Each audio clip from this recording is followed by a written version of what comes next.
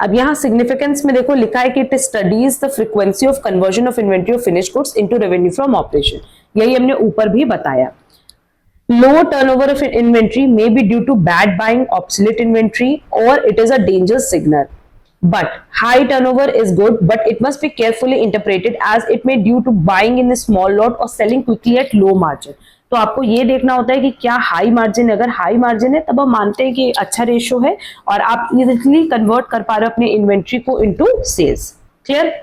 तो simply exam के point of view से देखा जाए तो सिर्फ हमें फॉर्मूला याद होना चाहिए और फॉर्मूला इसका बिल्कुल सिंपल है, कॉस्ट ऑफ गुड्स सोल्ड या हम कह सकते हैं cost of revenue from operation divided by average inventory. आपको इन्वेंट्री टर्नओवर रेशियो कैलकुलेट करना है, क्या हम कैलकुलेट कर सकते हैं? हाँ, इन्वेंट्री टर्नओवर रेशियो के लिए हमें सबसे पहले क्या चाहिए? Cost of revenue from operation. हमारे पास रेवेन्यू फ्रॉम ऑपरेशन दिया हुआ है, मतलब हमारे पास क्या दिया हुआ है बेटा? सेल्स दिया हुआ है। कैरेज इनवर्ड है, वेजेस है, नेट परचेजेस है, inventory at the end, inventory at the beginning है। तो सबसे पहले हमें क्या कैलकुलेट करना है? Cost of revenue from operation, है ना? तो ये हम कैसे निकाल सकते हैं? Opening stock plus net purchases plus direct expenses जो कि वेजेस और कैरेज इनवर्ड के फॉर्म में दिया है और माइनस क्लोजिंग स्टॉक। इसमें तो होपफुली किसी को कोई डाउट नहीं होगा।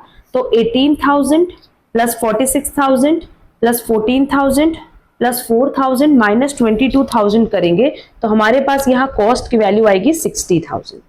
ठीक है, नाउ एवरेज इन्वेंट्री कैलकुलेट करना है तो ओपनिंग स्टॉक 18,000 है और क्लोजिंग स्टॉक 22,000 है, डिवाइडेड बाय 2, तो सिंपली ये कितना हो जाएगा? 20,000 हो जाएगा। बस इन्वेंट्री टर्नओवर रेशियो का फॉर्मूला क्या है? Cost of revenue from operation जो कि 60,000 है और एवरेज इन्वेंट्री जो कि 20,000 है।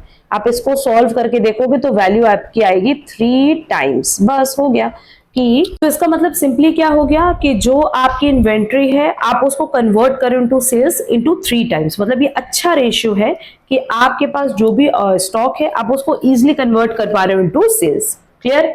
तो इस तरीके से फॉर्मूला याद रखना, बहुत आराम से क्वेश्चन सॉल्व हो पाएगा।